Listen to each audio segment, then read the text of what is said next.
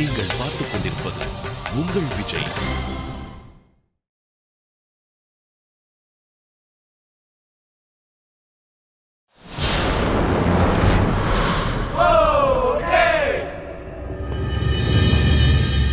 Hey Divya,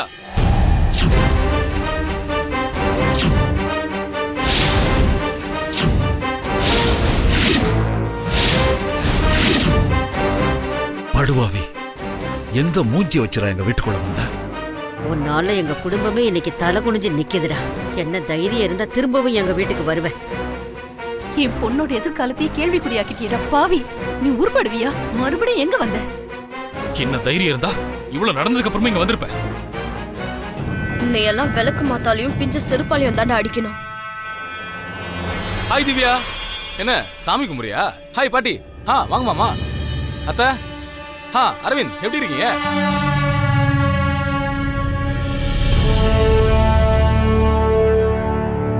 என்ன திவ்யா, எப்படி இருக்க? உன்னை பிரிஞ்சு என்னால இருக்கவே முடியல திவ்யா.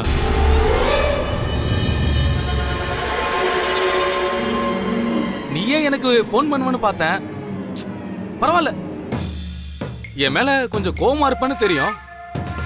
நானும் உனக்கு போன் பண்ணலான்னு தான் இருந்தேன். ஆனா என் மனசுக்கு போன் பண்றதை விட உன்னை நேர்ல வந்து பாக்குறது தான் சரின்னு பட்டுச்சு. அதான் நேர்லயே வந்துட்டேன். திவ்யா, ஆண்டவன் நம்ம 2 பேருக்கும் தலையில எழுதிட்டாரு. எனக்கு நீ, உனக்கு நான் இருக்கு. அதான் நம்ம பந்தம் இன்னும் அப்படியே புரியாம இருக்கு.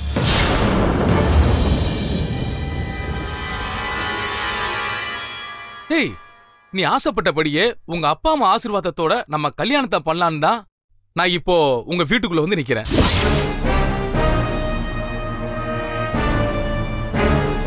என்ன திவ்யா, உங்க அப்பா அம்மாவை சமாதானம் பண்ணிட்டல? இத பாரு, இதுக்கு மேலே நம்ம கல்யாணத்தை தள்ளி போடக்கூடாது. இப்பவே ஊர் உலகெல்லாம் நம்ம கல்யாணம் முடிஞ்சு போச்சுன்னு பேசிட்டு இருக்காங்க.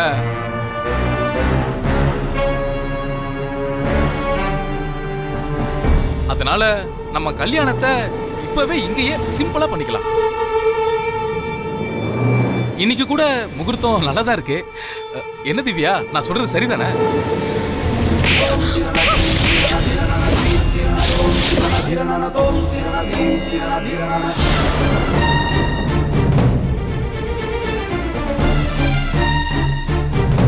என்ன திவ்யா, நான் கல்யாணம் பண்ணிக்கலான்னு தானே கேட்டேன். அதுக்கு போய் இப்படி அடிக்கிற? ஓ, ஒருவேளை நான் அன்னைக்கு அடிச்சதுக்கு திருப்பி அடிச்சியா? பரவாயில்ல, நீ அடிச்சாலும் நான் வாங்கிக்கிறேன். ஏன்னா நாம 2 பேரும் புருஷன் பொண்டாட்டி ஆக போறோம்ல.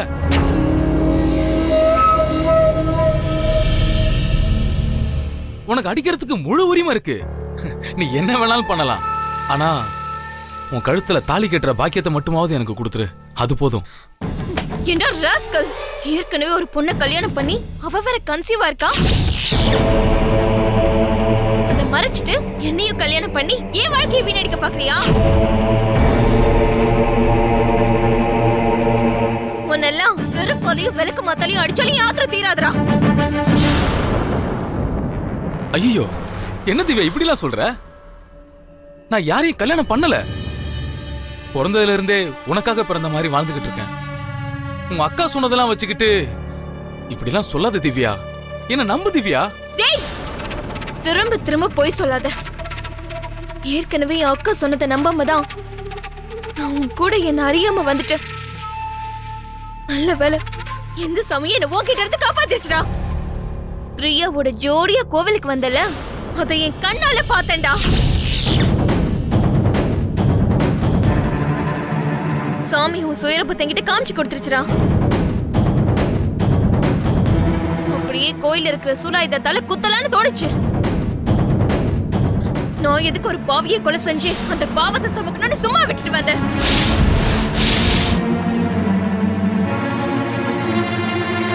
இங்க பார், இனிமே இந்த டிராமா பண்ற வேலையை விட்டுட்டு ஒழுங்கா அந்த பொண்ணு கூட போய் குடும்பம் நடத்துற வேலையை பாரு. என்ன திவ்யா இப்படிலாம் பேசுற? காதால கேக்குறதும் போய் கண்ணால பாக்குறதும் போய் திவ்யா. தீர விசாரிக்கிறது தான் மெய். அதனால நீயும் என் கூட வா, நாம பிரியாவை விசாரிப்போம். அவ மட்டும் நான் அவ புருஷன்னு சொல்லிட்டா அப்புறம் உன் காலுக்கு நான் செருப்பா இருக்கேன்? அப்படி இல்லைன்னு வச்சுக்கேன், நீ என்ன அந்த இடத்துலயே கல்யாணம் பண்ணணும்.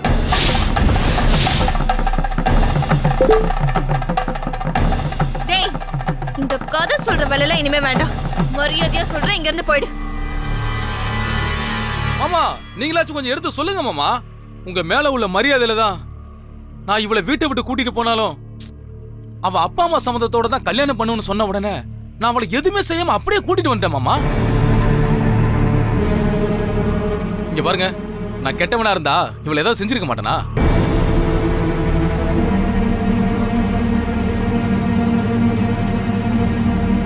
திவ்யாவை உங்களோட அனுமதி இல்லாம வீட்டை விட்டு நான் கூட்டிட்டு போனது தப்புதான். அதுக்காக நான் உங்ககிட்ட மன்னிப்பு கேட்டுக்கிறேன். நீங்க எல்லாருமா சேர்ந்து திவ்யாவை எனக்கு மறுபடியும் கல்யாணம் பண்ணி கொடுங்க.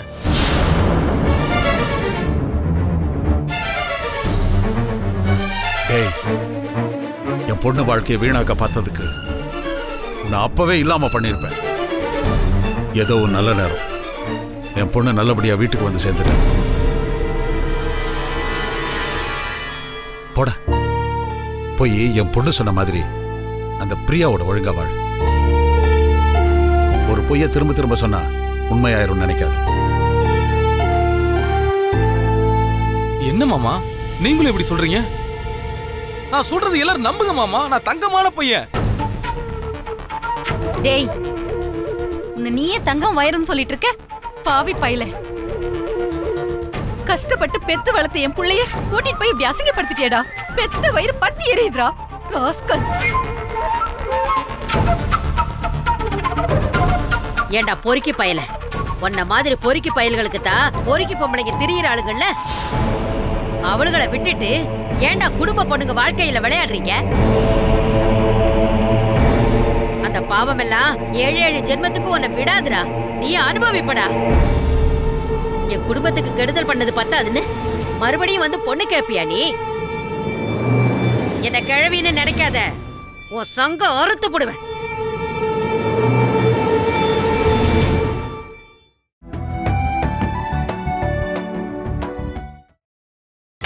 நீங்கள் பார்த்துக் கொண்டிருப்பது உங்கள் விஜய். என்ன பாட்டி இப்படி பேசுறீங்க? நான் இவளை கூட்டிட்டு ஓடுனது ஊர் ஃபுல்லா தெரிஞ்சு போச்சு. இனிமேல் இவளை யார் கல்யாணம் பண்ணிப்பா?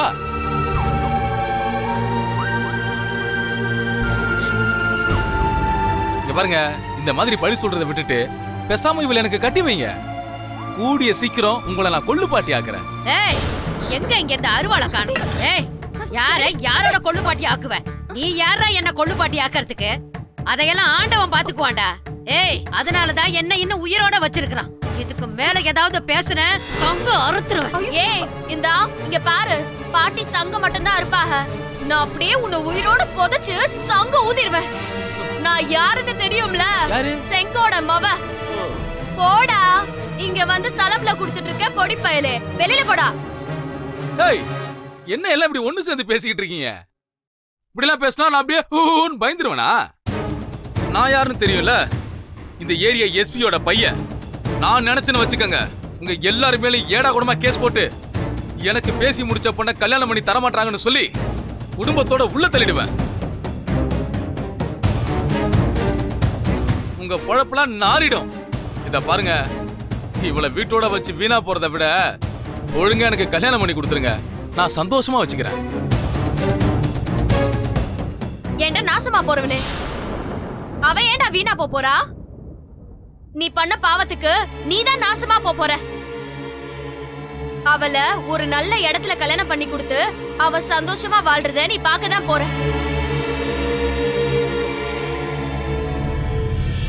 உன்னெல்லாம் சும்மாவே விடக்கூடாது. அப்படியே நடு ரோட்ல இந்த வெளிநாட்டுல எல்லாம் தூக்குல தொங்க விடுவாங்க பாரு, அந்த மாதிரி உன்னை தொங்க விடணும். அப்பதான் உன்ன மாதிரி பொறுக்கி பசங்களுக்கு எல்லாம் புத்தி வரும். வேணி, நீ எதுக்கு இந்த வீணா போனவங்கிட்ட பேசிட்டு? டேய், வெளியே போடா. உன்னை கழுத்தை பிடிச்சு வெளியே தள்ளிடுவேன். போடா. ஏய், என் காலு ரெண்டு இப்படி இருக்கு. இல்லனா நீ இப்ப என் வீடு தேடி வந்ததுக்கு உன்னை இங்கேயே கொண்டு புதைச்சிருப்ப. உங்க அப்பா எஸ்பியா இருந்தா எவனா இருந்தா எனக்கு என்னடா? மாதிரி பொண்ணுங்களை ஏமாத்துற துரோகிகளை ஒரே அடியா அடிச்சு கொண்டாலும் யாரும் என்னன்னு கேட்க மாட்டாங்க. முதல்ல வெள்ளப்படா, இல்ல இப்ப குப்பலாரி வர டைம் தான், நான் அடிச்சு அதுலயே தூக்கி போட்டுருவேன். ஏய், ஒழுங்கா மரியாதையா உயிரோட இங்கிருந்து ஓடிடுறா. சரி, நான் இப்ப போறேன். ஆனா என்னைக்கா இருந்தாலும் சரி, நான் திவ்யாவை கல்யாணம் பண்ணாம விட மாட்டேன். அதை யாராலையும் தடுக்க முடியாது. அப்படி ஒரு நிலைமை வந்துச்சுன்னா ஏன் கையிலே உன்னை குத்திட்டு ஜெயிலுக்கு போவனே தவிர உன் கூட வாழ மாட்டேன். வெளியே போடா, போடா.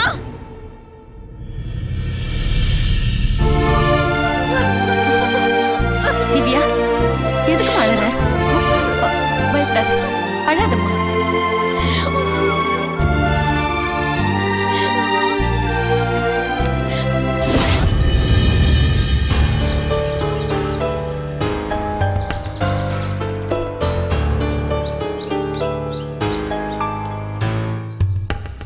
பாத்தியா காவியா, அந்த பிரதீப் நம்ம சும்மா விட்டதுனால தானே இன்னைக்கு மறுபடியும் உங்க வீட்டுக்கு வந்து திவ்யா ரொம்ப நல்ல பொண்ணு, அப்பா அம்மா சம்மதத்தோட தான் கல்யாணம் பண்ணிக்குவேன்னு வீட்டுக்கு வந்துருச்சு, இந்த மாதிரி பாசக்கார பொண்ணு தான் எனக்கு மனைவியா வரணும்னு பேசியிருக்கான். அவன் திவ்யாவை கூட்டு ஓடுன அன்னைக்கே 4 போடு போட்டிருந்தோன்னா இன்னைக்கு மறுபடியும் உங்க வீட்டுக்கு வந்திருப்பானா? அவன் வீடு தேடி போனதுனால தான் திவ்யா செருப்பால் அடிச்சிருக்கா. அது மட்டும் இல்ல, வீட்டுல எல்லாரும் நாக்கு பிடுங்கிட்டு சாவற மாதிரி கேட்டிருக்காங்க. நல்ல மனுஷனா இருந்தா இந்நேரம் தூக்கு போட்டு செத்துருப்பான். இவன் நல்லா பொறுக்கிதானே, இந்த மாதிரி திட்டெல்லாம் நிறைய வாங்கியிருப்பான்னு நினைக்கிறேன். அதான் இந்த காதல வாங்கி அந்த காதல விட்டுட்டு போகும்போது திவ்யாவை கல்யாணம் பண்ணாம விட மாட்டேன்னு கோழை மாதிரி சொல்லிட்டு போயிருக்கான். அவனை மட்டும் கோழைன்னு நினைக்காத காவியா, அவன் கோழை மாதிரி இருக்கிற ஒரு கிரிமினல். 24 மணி நேரத்துல அன்னைக்கு சொன்ன மாதிரியே திவ்யாவை கூட்டு போனான் பாத்தியா? நான் அவனை செத்த பாம்புன்னு நினைச்சேன். இல்ல, செத்த பாம்பு மாதிரி நடிக்கிறான் அவன். அவனை சும்மா விடக்கூடாது, 4 சாத்து சாத்துனாதான் சரிப்பட்டு வருவான். அவன் எதுக்கு நாம அடிக்கணும்? அதுக்கெல்லாம் அவசியமே இல்ல. திவ்யா கிட்ட அவன் ஏதாவது பிரச்சனை பண்ணா அவளே அவனை அடிச்சு கொன்னுடுவா. எங்க அண்ணன் மட்டும் இந்நேரம் நல்லா இருந்துச்சுன்னு வச்சுக்கோ, அவன் வீட்டுக்கு வந்தப்பவே ஏதாச்சும் கண்டிப்பா அவனை பண்ணிருக்கோம். இல்ல காவியா, இருந்தாலும் திவ்யா அவனை அடிச்சுட்டான்னு நம்ம சும்மா இருந்துடக்கூடாது. இனிமே அவன் திவ்யாவை தொந்தரவு பண்ணாம இருக்கணும்னா அவன் அப்பா அம்மா கிட்ட சொல்றதுதான் சரின்னு நினைக்கிறேன். அப்பதான் அவன் அடங்குவான். தனுஷ், ஏற்கனவே எங்க அப்பா போய் அவங்க அப்பா கிட்ட பேசியிருக்காரு. அவங்க அப்பா அதுக்கெல்லாம் ஆதாரம் இருக்கான்னு கேட்டிருக்காரு. அவரு நாம சொன்னா நம்புவாரா? நிச்சயமா கேட்பாரு காவியா. அவரை பத்தி நான் விசாரிச்ச வரையிலும் அவரை ஒரு நேர்மையான அதிகாரி தான் எல்லாருமே சொல்றாங்க. திவ்யாவை பிரதீப் தான் கூட்டிட்டு போனான்னு நம்ம கிட்ட எல்லா ஆதாரமும் இருக்கு. இப்ப அந்த ரெஜிஸ்ட்ரார் கூட திவ்யாவுக்கு சப்போர்ட் பண்ற மாதிரி தான் பேசிட்டு போயிருக்காரு. அவரும் திவ்யா கிட்ட உனக்கு என்ன உதவி வேணும்னாலும் செய்யறேன்னு சொல்லியிருக்காரு. நல்ல மனுஷன். இப்படி எல்லா ஆதாரமும் இருக்கும்போது நம்ம தைரியமா போய் அவங்க அப்பா கிட்ட பேசலாம் காவியா. ஆமா தனுஷ், நீ சொல்றதும் சரிதான். உடனே நாம அவர் வீட்டுல போய் பாப்போம். அப்பவாவது ஒழுங்கா இருக்கானு பாப்போம். அதுக்கு மேலேயும் அவன் வாலாட்டினா அவனை உண்டு இல்லைன்னு பண்ணிடுறேன் காவியா. வா போலாம்.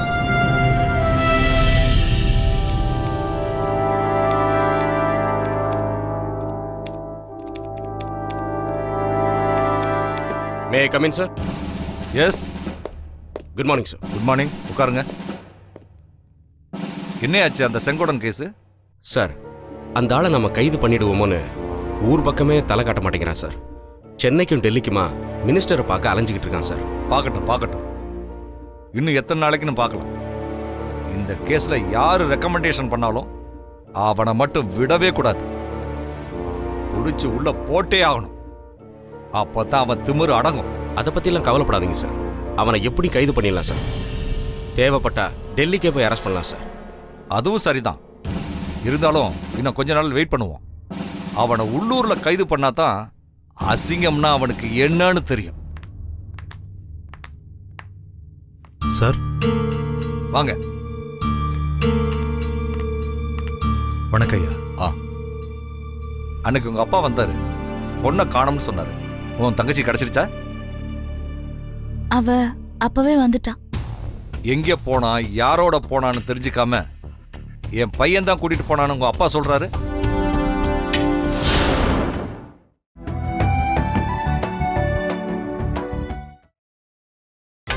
நீங்கள் பார்த்துக் கொண்டிருப்பது உங்கள் விஜய். எங்க போனா யாரோட போனான்னு தெரிஞ்சுக்காம என் பையன் தான் கூட்டிட்டு போனான்னு உங்க அப்பா சொல்றாரு. யாரோட போச்சா? உங்க பையன் தான் என் தங்கச்சியை பிரெயின் வாஷ் பண்ணி கூட்டிட்டு போயிருக்கான். நல்ல வேலை, அங்க போனதுக்கு அப்புறம் அவ தப்புன்னு உணர்ந்து வீட்டுக்கு திரும்பி வந்துட்டா. என்னையா இவங்க சொல்றது உண்மையா? சார், இவங்க சொல்றது உண்மைதான் சார். உங்க பையன் அந்த பொண்ணோட ரிஜிஸ்டர் மேரேஜ் பண்ண இருந்தது உண்மைதான் சார். ஆனா லாஸ்ட் மினிட்ல அந்த பொண்ணு வேண்டான்னு சொல்லிட்டு வந்துருச்சு சார். சார், உங்க பையனுக்கும் பிரியாவுக்கும் கல்யாணம் நடந்தது உண்மைதான். இப்ப அந்த பொண்ணு மாசமா வேற இருக்கு. உங்களுக்கு சந்தேகமா இருந்தா அந்த பொண்ணுக்கு குழந்தை பிறந்ததுக்கு அப்புறம் டிஎன்ஏ டெஸ்ட் பண்ணி பாருங்க.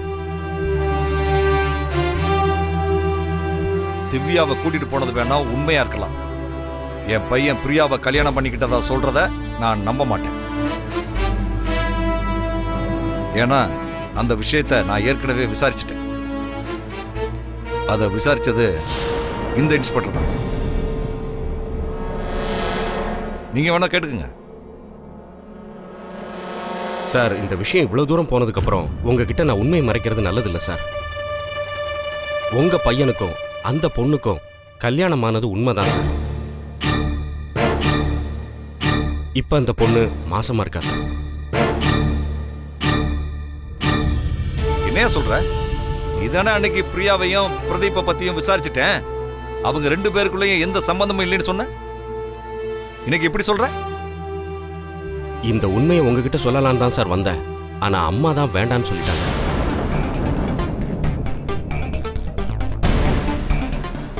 இந்த உண்மை அவருக்கு தெரிஞ்சா என் பிள்ளைய சுட்டு கொன்னுடுவாரு. அதனால நேரம் வரும்போது நானே சொல்லிக்கிறேன்னு சொல்லிட்டாங்க சார். ஆனா திவ்யாவை இப்படி கூட்டிட்டு போவாருன்னு தெரிஞ்சிருந்தா இந்த உண்மையை நான் உங்ககிட்ட மறைச்சிருக்கவே மாட்டேன் சார். என்ன மன்னிச்சிருங்க சார். உன்னால எவ்வளவு பெரிய தப்பு நடந்திருக்கு பாத்தியா? நாமெல்லாம் போலீஸ்காரங்க. சென்டிமெண்டெல்லாம் பார்த்தா அப்புறம் எப்படி குற்றத்தை தடுக்க முடியும்? இனிமே இந்த மாதிரி எல்லாம் செய்யாதீங்க. Sorry sir. சார், உங்க பையன் இப்படி அடுக்கடுக்கா தப்பு பண்ணிட்டு மறுபடியும் எங்க வீட்டுக்கு வந்து பொண்ணு கேக்குறாரு. அதான் கொஞ்சம் கண்டிச்சு வைங்கன்னு சொல்ல வந்தோம். இனிமே அவர் என் தங்கச்சிக்கு எந்த தொந்தரவும் கொடுக்க கூடாது. கொஞ்சம் பாத்துக்கோங்க சார். நீங்க ஒண்ணும் கவலைப்படாதீங்க. இனிமே நான் அவனை பாத்துக்கிறேன். இத்தனை நாளா எனக்கு உண்மை தெரியாம போச்சு. இந்த போலீஸ்காரங்களுக்கு நல்லவங்களை பத்தியும் தெரியும், கெட்டவங்களை பத்தியும் தெரியும். இனிமே அவன் உங்க வீட்டு பக்கமே வரமாட்டான். ரொம்ப நன்றி சார். இங்க நேர்மையானவருங்கிறதுனால போலீஸ் ஸ்டேஷனுக்கு போகாம உங்ககிட்டயே வந்து சொன்னோம்.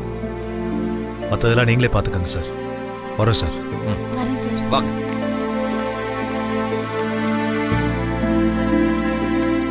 சார், நானும் கிளம்புறேன் சார். ஓகே.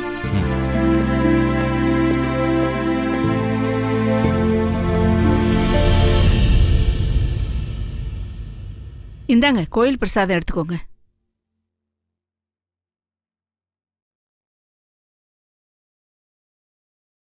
கோயில போய் சாமி கும்பிட்டு வந்தா செஞ்ச பாவம்லாம் போயிடுமா?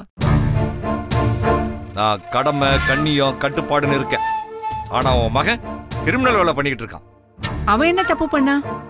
அவன் பாட்டுக்கு சிவனேன்னு திருவண்ணாமலைக்கு போய் சாமி கும்பிட்டுட்டு வந்தான். அவனை போய் குறை சொல்றீங்க? ஏண்டி என்கிட்டயே போய் சொல்றியா? அவன் அந்த பிரியாவை கல்யாணம் பண்ணி அதை மறைச்சிட்டு திவ்யா வேற கல்யாணம் பண்றதுக்கு கூட்டிட்டு போயிருந்திருக்கான். எல்லா உண்மைகளையும் தெரிஞ்சுக்கிட்டு ஏண்டி என்கிட்ட மறைக்கிற? அவன் வரட்டு சுட்டு கொல்ற. சுட்டு கொல்லுங்க. கொன்னுட்டு நீங்களும் ஜெயிலுக்கு போங்க. நீங்க இப்படி எல்லாம் செய்வீங்கன்னு தான் நான் இந்த விஷயத்தை மறைச்சேன். நான் மறைச்சது அவனுக்காக இல்லைங்க, எல்லாம் உங்களுக்காக தான். முன்கோவத்துல அவனை ஏதாச்சும் பண்ணி உங்க பேர் கெட்டக்கூடாதுன்னு தான் நான் அப்படி பண்ணேன். நீங்க முதல்ல எனக்கு கணவரா, பிள்ளைங்களுக்கு தகப்பனா, ஒரு நல்ல குடும்ப தலைவரா இருங்க. அப்பதான் உங்ககிட்ட வெளிப்படையா இருக்க முடியும். அதை விட்டுட்டு எப்ப பார்த்தாலும் ஸ்ட்ரிக்டா போலீஸ் அதிகாரி மாதிரி இருந்த உங்ககிட்ட நான் எப்படி உண்மையை சொல்ல முடியும்? முதல்ல இந்த குடும்பத்துல இருக்கிறவங்க மனசை புரிஞ்சுக்கோங்க. அப்புறம் குற்றவாளிகளை தண்டிக்கலாம்.